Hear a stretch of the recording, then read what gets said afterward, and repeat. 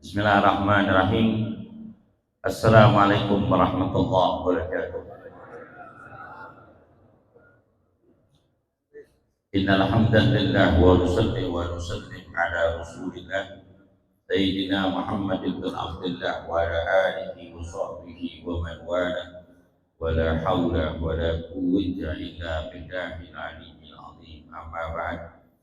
Yang kami muliakan para asatidz, para pemimpin, para orang tua, khusus yang kami muliakan, yang kami hormati, yang kami cintai, pengurus Masjid Jami Al Hidayah Fadilatul Ustaz Haji Nur Satria MPD, yang kami muliakan Imam Salat Maghrib, Salat Subuh kita Fadilatul Ustaz Bapak Haji Na'an, yang kami muliakan, yang kami hormati para jamaah hadir, di antara lain Fadilatul Ustaz Ahmad Gures Syatir MPD, yang kami muliakan Bapak Haji Madinah, Bapak Haji Samsudin, Bapak Haji Sofyan, Bapak Haji Masyahid, Bapak Haji Ma'in, dan yang kami muliakan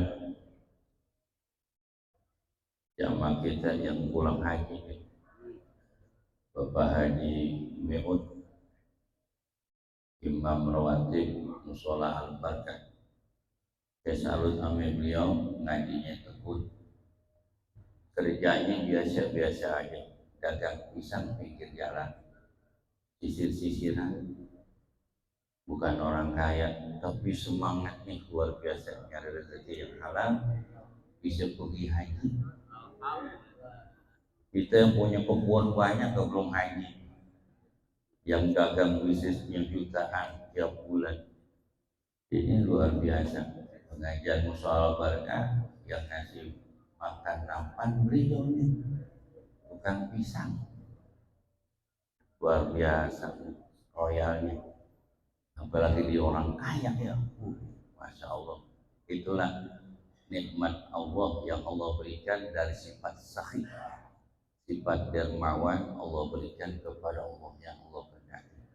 Mudah-mudahan beliau Haji Mi'un, mudah-mudahan dipanjangkan umurnya, kita semua kesehatan badan, mendapatkan berkat haji yang makbul. Amin ya rabbal alamin. Bismillahirrahmanirrahim. Qala musannif rahimallahu ta'ala wa nafa'ana fi ulumid darain illa annahu babul yakin wa tawakkuli, bab yakin dan bertawakal. Hadisus saharisu, hadis yang ketiga, Anil Abbas radhiyallahu ta'ala anhu qala hasbunallah ni'mal wakil ni'mal maula wa ni'mal wakil. Qalaha Ibrahimu hina ulqiya finnar, wa qalaha Muhammadun hina qalu inna nasa qad jama'u lakum fashawhum fajadahum imanan wa qalu hasbunallah ni'mal wakil ni'mal maula wa ni'mal wakil. Rawahul Bukhari. Dari hadis yang ketiga, mimbabul yakin wa tawakkuli, bab yakin dan tawakal. Hadis yang ketiga sumbernya dari Abdullah bin Abbas radhiyallahu ta'ala qala Rasulullah sallallahu alaihi wasallam, hasbunallah ni'mal wakil ni'mal maula wa ni'mal wakil. Wa qalaha Ibrahim hina ulqiya finnar. Dari Abdullah bin Abbas radhiyallahu ta'ala anhu qala Rasulullah sallallahu alaihi wasallam telah berkata kalimat hasbunallah wa ni'mal wakil ni'mal maula wa ni'mal nasir. Kakalah Nabi Ibrahim dilempar oleh Raja Namrud di tengah-tengah kobaran api. Kakalah beliau sebelum dilempar, beliau mengucapkan hasbunallah ni'mal wakil ni'mal maula wa ni'mal nasir. Inilah keteguhan Nabi Ibrahim Bukan saja beliau diancam oleh Raja Namrud dan pasukannya ketika dia akan dilempar di dalam kobaran api yang berkorban. Bahkan Nabiullah Ibrahim pun tatkala beliau pertama kali lahir di alam dunia, beliau telah mengucapkan kalimat la ilaha illallah wahdahu la syarikalah lahul mulku wa lahul hamdu yuhyi wa yumiitu wa huwa ala kulli syai'in qadir. Ini kalimat pertama kali yang diucapkan oleh Nabi Ibrahim ketika beliau baru lahir di alam dunia. Itu suaranya telah menggema, terdengar dari timur sampai ke barat kalimat tauhid yang diucapkan oleh Nabi Ibrahim. Begitu juga lahirnya junjungan Nabi besar Muhammad sallallahu alaihi wasallam diceritakan wa sajidan syakiran hamidan ka'annahu badru bit tamami.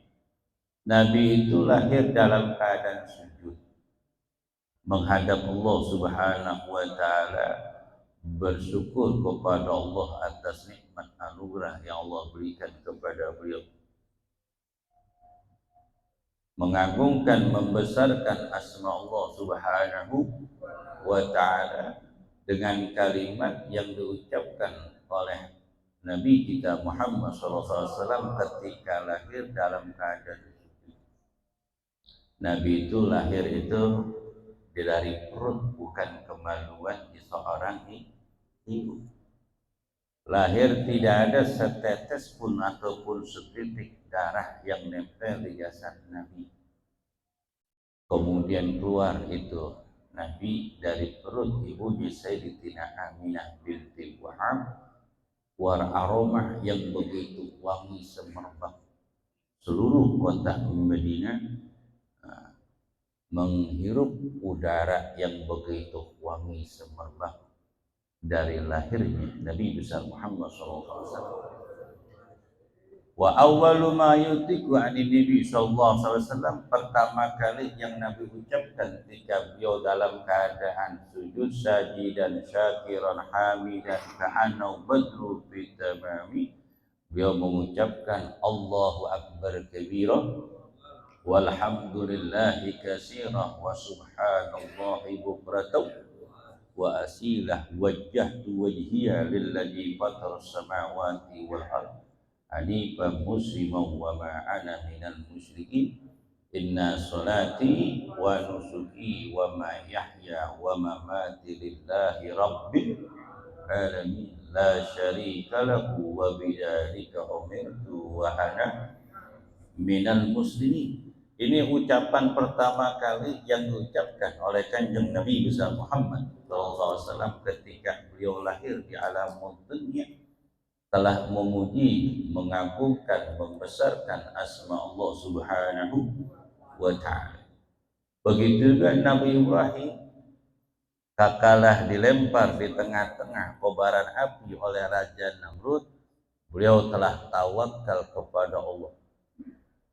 Tawakal kepada Allah. Wujubu tawakkul Allah Ta'ala wa nahu talabul hidda minhu. Wajib bagi seorang hamba untuk menyerahkan diri kepada Allah Subhanahu wa Ta'ala dengan sebenar-benarnya. Allah akan jaga dirinya. Allah akan jaga dirinya. Kenapa? Li'annahu muttasibun bisifatil kamaliyah. Karena tawakal kepada Allah Ta'ala, Allah mempunyai sifat daripada sifat-sifat kesempurnaan yang dimiliki oleh Allah. Dari kalimat-kalimat asma'ul husna, walillahil asma'ul husna fad'u biha nas'aluka ya Allah, sifat Allah ya Rahman, ya Rahim. Salah satunya ya Qadir, ya Hafid. Itulah kebesaran nama-nama Allah Subhanahu wa taala yang kita sebut namanya Allah akan memberikan pertolongan dimanapun kita berada. Alhamdulillah. Begitu juga inna qalu inna nasa qad jama'u lakum fashawhum fajadahum imanan wa qalu hasbunallah ni'mal wakil ni'mal maula wa ni'mal nasir. Begitu pula kakala Nabi SAW dikepung oleh kumpulan-kumpulan suku-suku bangsa Arab yang ada di kota Mekah. Mereka telah mengepung kota Madinah. Sekiranya tidak ada yang bisa menyelamatkan dari kepungan orang-orang suku bangsa Arab dari suku bangsa Quraisy yang dikepung itu kota Madinah, yang dipimpin oleh Utbah bin Rabi'ah dan Umayyah dan Abu Lahab, pembesar-pembesar dari suku bangsa Quraisy.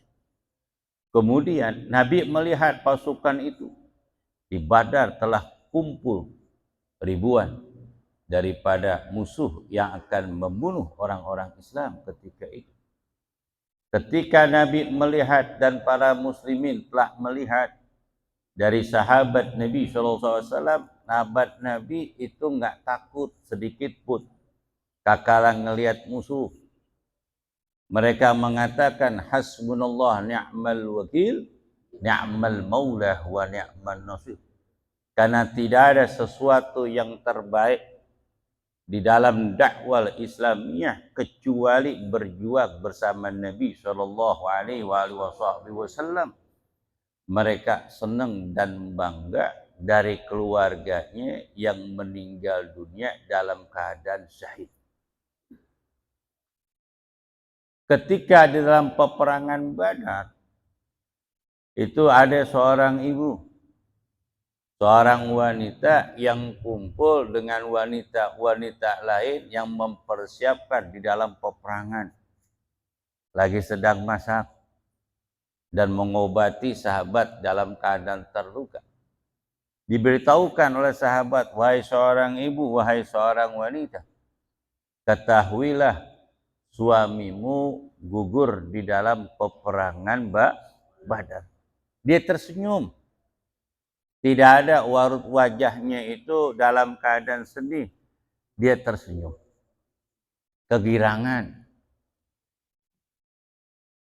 Kemudian diberitahukan lagi, wahai seorang ibu, putramu telah gugur wafat di dalam perang Badar. Dia girang. Dia senang. Dikabarin tuh keluarganya satu-satu telah wafat perang fisabilillah di dalam peperangan Badar. Akhirnya sahabat bingung. Ini seorang perempuan begitu hebatnya imannya dan ketakwaannya kepada Allah Ta'ala. Orang-orang yang dicintai dari suaminya, anak-anaknya satu persatu meninggal dunia, mati dalam keadaan syahid. Akhirnya sahabat penanya, kenapa engkau gembira kakala mendapatkan kabar tentang musibah? Apa yang dibilang? Bagaimana saya gak gembira? Suamiku wafat dalam peperangan fisabilillah dan anak-anakku mereka mati di tempat yang mulia. Berperang bersama baginda Rasul SAW di kalimatillah. Aku bangga. Mereka akan masuk ke dalam surga. Yang aku khawatirkan diri saya nih. Meninggalnya nanti kayak apa? Biarkanlah orang-orang sekelilingku telah wafat di jalan Allah Ta'ala. Yang terpenting kakalan peperangan tersebut baginda Rasul SAW dalam keadaan selamat dan tidak terluka. Yang dipikirin nih sahabat yang perang fisabilillah, yang dipikirin bukan orang tuanya, anak-anaknya, tapi sahabat khawatir tentang keadaan baginda Rasul. Karena beliau seorang pemimpin, seorang panglima, enggak duduk di pos ngopi, pisang goreng, kagak. Beliau perang itu fisabilillah, mimpin pasukan maju ke depan. Otomatis kalau yang berdiri di depan mimpin pasukan kira-kira Kira-kira nih, diserang duluan nggak kira-kira? Kalau orang main catur yang mati duluan siapa? Anak prajurit. Prajurit yang mati duluan tuh, ya anak tuh. Kuda ame kuncung ya. Udah. Lagi kuda jalan miring ya. Iya gak? Cepet banget sasaran mau kunjung gak ame benteng. Iya gak? Itu kehebatan para sahabat baginda Nabi SAW. Beliau bertawakal kepada Allah kakala ingin perang. Kalau seorang kan kakala terjadi sesuatu baru baca hasbunallah ni'mal wakil, ni'mal maula wa ni'man nasir. Kata malaikat Ijrail, lambat bang, gue di samping lu. Iya gak? Jadi iman kita ini yakit wayangkus, bertambah dan bisa berkurang tergantung teman yang ditemani. Fal yandur ahadukum man yukhalid. Kalau pengen tahu Fulan bin Fulan baik ataupun tidak tergantung teman-temannya. Umpama kita akan melamar anak gadis seseorang. Gimana caranya biar dapat? Babanya susah, tapi anak udah kenal mana kita. Gimana caranya? Kita panggil orang yang dekat sama dia sebagai mat comblang. Bener gak? Sebagai mat comblang. Kan yang dilihat itu bukan keluarga kita. Yang dilihat siapa yang bawa. Betul. Siapa yang bawa? Wah, yang bawa si Fulan. Gue tahu orangnya baik. Gak mungkin dia bawa nih orang. Gak sembarangan. Apalagi minta dari samaratul fuadi. Dari buah hatiku. Dari orang yang kucintai. Jadi putrinya. Terima gak kira-kira? Terima. Coba umpama yang minta orang beradulan. Ya yang datang begini. Jangan-jangan babanya sama sama dia nih. Biong tau biong. Biong yang datang. Repot sudah. Gak bakal diterima. Makanya tergantung bawa yang bawa. Begitu juga pengajian-pengajian model kayak gini. Ketika seorang diangkat sama seseorang guru. Guru ini dipercaya di tengah-tengah masyarakat, dibawa si Fulan yang tadinya ban karbitan kagak masuk. Tahu karbitan? Kan ada juga kiai ustaz karbitan. Tahu karbitan? Kagak muncul namanya. Iya gak? Mateng karbitan.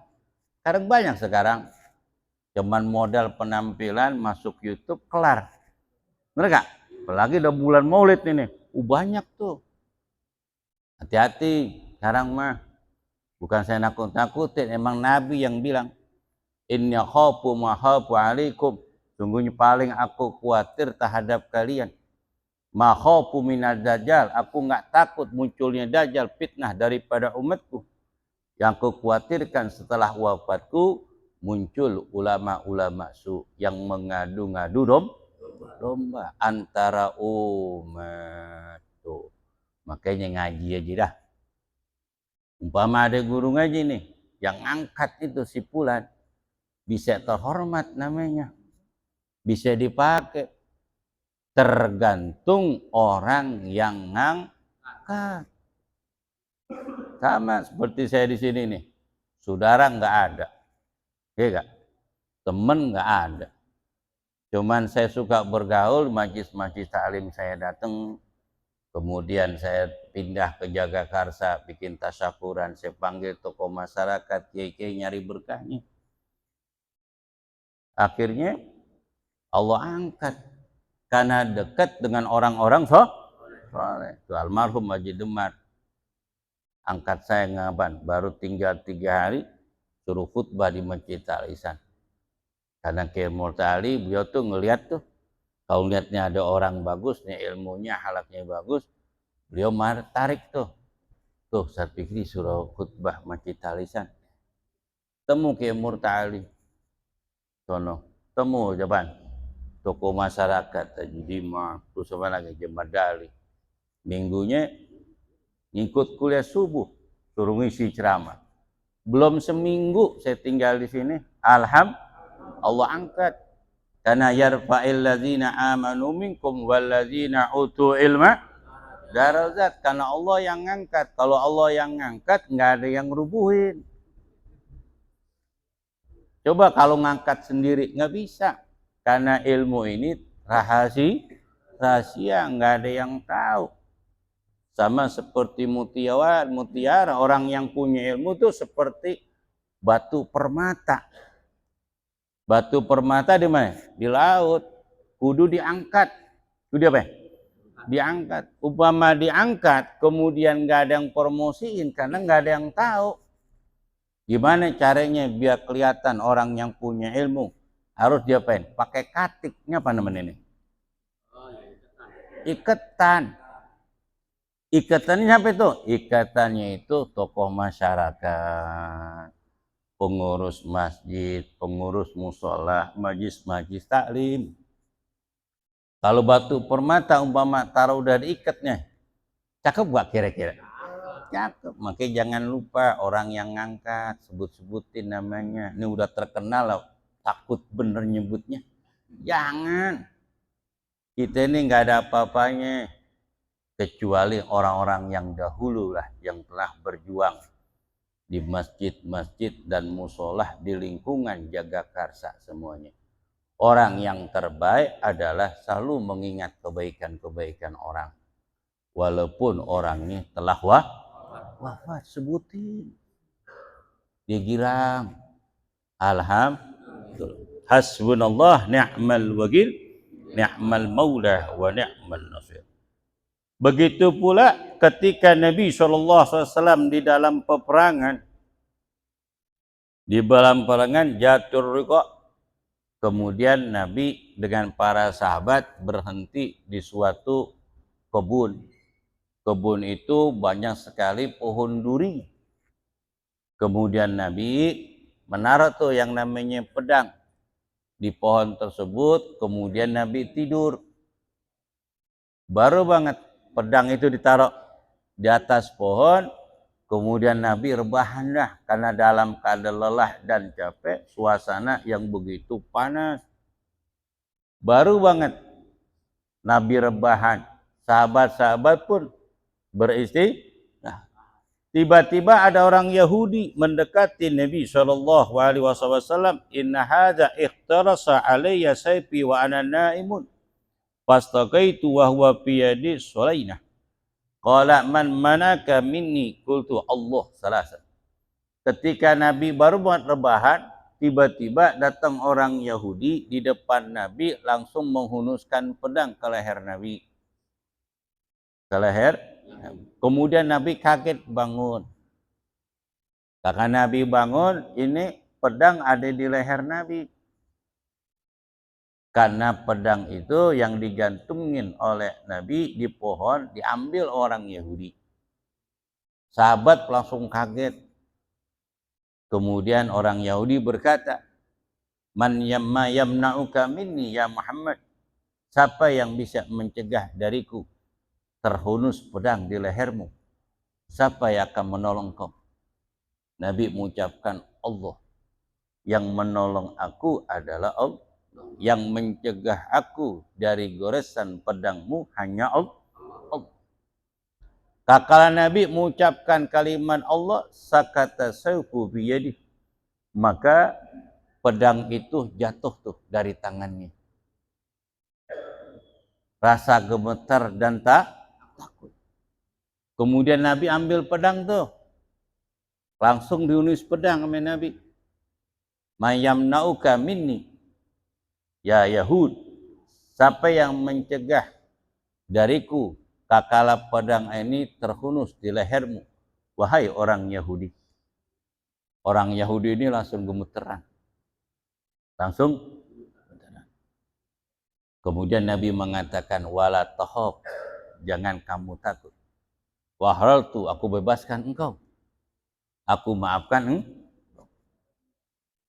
Kemudian sahabat udah pada kumpul bawa pedang juga nih. Kemudian kata Nabi, wahai sahabatku, biarkanlah orang Yahudi ini meninggalkan kita, jangan seorang pun di antara kita berbuat aniaya kepada dia. Aku telah maafkan kesalahan dia. Orang ini langsung kaget, langsung mengucapkan kalimat tauhid, asyhadu alla ilaha illallah Muhammadur Rasulullah.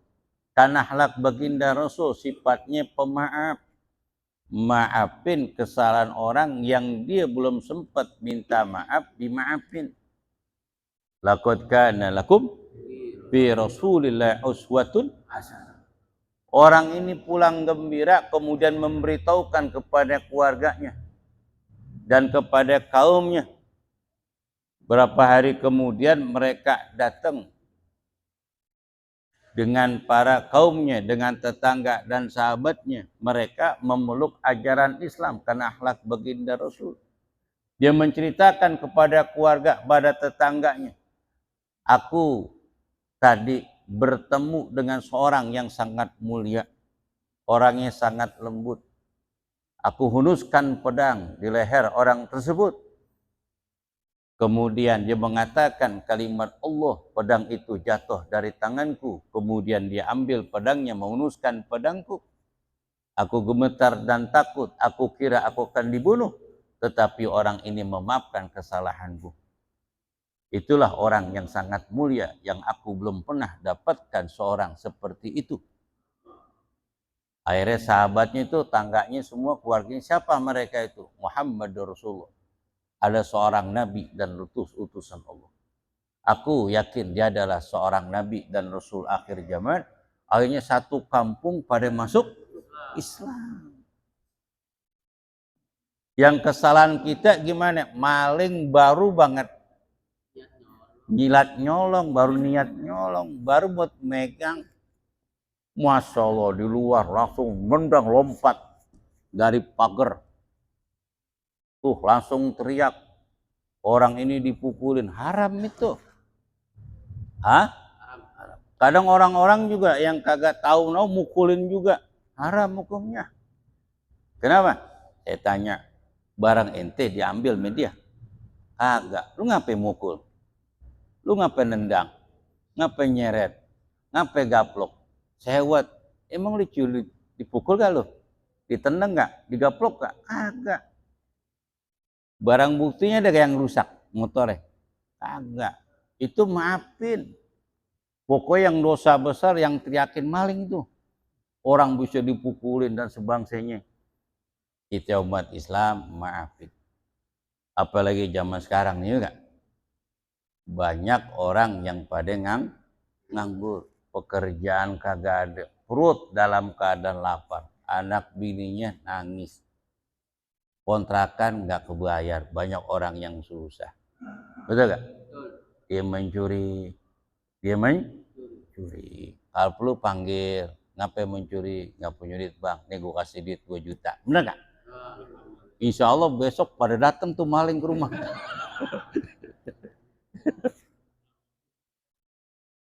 Ini cerita Imam Malik. Nih akhlak nih. Imam Malik. Ketika Imam Malik lagi sholat, lagi zikir tahmid kepada Allah, tiba-tiba pencuri datang. Pencuri masuk ke rumah tanpa izin, membuka lemari-lemari yang ada di rumah Imam Malik. Pas dicari, ternyata isinya kitab semua. Kitab, dia tidak mendapatkan sesuatu yang diinginkan. Keliling-keliling tuh. Sedangkan beliau sembahyang tuh ada tempat musolahnya. Selesai sembahyang, kemudian maling lagi kelinguk-kelinguk, akhirnya ditegur. Imam Malik dengan ucapan Assalamualaikum warahmatullah. Langsung kaget tuh maling gemeteran. Apa kata Imam Malik? Maafin saya lagi sembahyang. nggak tahu ada tamu datang ke rumah saya tengah malam, maafkan saya. Tunggu sebentar, diambil tuh kue, makanan, kopi buat orang tersebut. Duduk. Habis duduk dia makan, kemudian diambil tuh uang. Ini yang kau butuhkan, uang yang kau cari. Aku berikan kepada engkau. Daripada engkau mengambil, lebih baik minta kepadaku. Ini saya kasih uang. Carilah makan yang halal buat anak istrimu. Aku tahu engkau lagi susah. Tidak ada yang menolong engkau kecuali dengan cara yang haram. Yang haram itu mencuri bukan solusi yang terbaik. Dikasih apaan? Si duit banyak bener. Akhirnya dia girang minta maaf itu. Kemudian dari uang yang diberikan tuh Imam Malik, kemudian apa? Dia bekerja, dia usaha, akhirnya maju. Datang tuh ke Imam Malik, ucapan rasa syukur kepada Allah. Ternyata dengan harta yang diberikan oleh Imam Malik berkah. Akhirnya dikembangin tuh uangnya. Bisa bantu orang yang begitu banyak. Tuh, orang dulu nggak banyak ngomong. Nggak perlu banyak ngomong. Tapi perbuatannya lebih banyak yang memberikan bekas hati kepada manusia. Akhirnya terkenang. Alhamdulillah. Kali-kali kita bersifat seperti itu. Ya gak? Kali-kali ibtagi rib'atum minallah kata Nabi. Carilah derajat yang sangat tinggi di sisi Allah.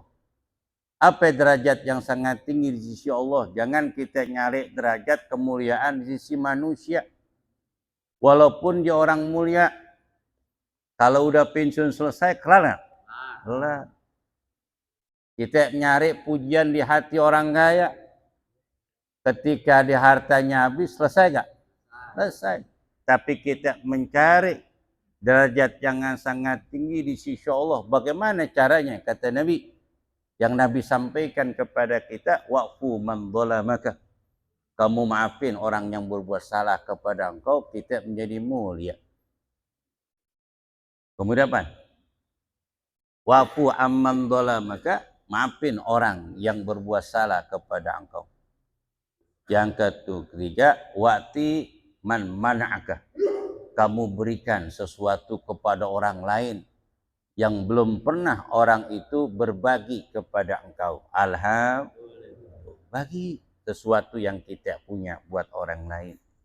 Sedikit yang kita punya, kita bagi ke orang tersebut. Begitu manfaat besar bagi orang yang membutuhkannya. Alhamdulillah. Bantulah. Wallahu fi auni abdi, maka na abdu fi aunil akhi. Wa qala an-nabi sallallahu alaihi wasallam, yadkhulu jannata aqwamun afidatum mis'abidatul tayr, rahul Bukhari wa Muslim wa Nasa'i an Abi Hurairah radhiyallahu ta'ala. Di dalam hadis baginda Nabi SAW, yadkhulul jannata aqwamun, akan masuk ke dalam surga kaum afidatum mis'abidatul tayr, hati mereka itu sama seperti hatinya burung, sangat lembut. Apa hatinya burung? Itu burung kalau pagi dalam keadaan lapar, pergi tuh, pulang dalam keadaan kenyang. Apa maksudnya? Orang yang akan masuk surga hatinya hati yang bersih, yang bertawakal kepada Allah. Orang-orang ahlul jannah itu ada cirinya. Ciri apa? Orangnya sangat lembut dalam ucapannya, dalam perilakunya, mulia, ngomongnya nggak kasar. Tuh orang-orang ahli surga, orang-orang yang pemaaf, orang-orang yang sabar, orang-orang yang bersyukur. Itu orang-orang ciri-ciri orang ahli surga. Begitu juga tanda-tanda orang ahli neraka, giladun sedidun, wadabun. Ciri-ciri orang ahli neraka, orangnya apa? keras kepala, teka. Kalau teka dalam berbuat baik nggak apa-apa, ini teka berbuat salah. Betul gak? Susah dibilangin, keras kepala, orangnya galak, ya, mau menang sendiri, jiladun sadidul, kejam lagi, bengis tuh. Omongnya kah? Min ahlin nar, mereka itulah penghuni neraka. Kita perlihatin nih diri kita, kira-kira sifat mana yang kita miliki? Sifat-sifat yang terpuji min ahlin jannah, kita pertahankan sifat tersebut, jangan sampai hilang. Umpama dalam hati kita punya sifat giladun syadidun, mempunyai sifat bengis, kasar, perilaku jelek, itu tinggalin. Tinggalin. Apalagi udah tua lagi lah, jangan. Biarin, kata orang gue dulu jagoan saya tuh, orang pada takut. Dulu tahun 70 memang kagak ada orang. Betul? Sekarang udah berapa ganti presiden. Ya, dulu orang tatoan takut orang. Orang minum di depan bawa botol tatoan takut orang tutup pintu. Kalau sekarang malah diketawain. Zaman sekarang masih mabok aja lah. Apa yang dibanggain? Udah nggak zaman itu. Zaman sekarang intelektual, orang pinter, orang yang cerdas, memberikan kemanfaat buat orang lain dari ilmu, tenaga, dan harta yang dimiliki. Itulah orang yang hebat. Itulah orang anfa'ul nas. Khairun nas anfa'ul nas. Sebaik-baiknya manusia adalah yang memberikan kemanfaatan buat orang lain. Al-Fatihah. A'udzu minasyaitonir rajim. Bismillahirrahmanirrahim. Alhamdulillah rabbil alamin arrahmanir rahim maliki yaumiddin. Iyyaka na'budu wa iyyaka nasta'in. Ihdinas siratal mustaqim. Shiratal ladzina an'amta 'alaihim ghairil maghdubi 'alaihim waladdallin.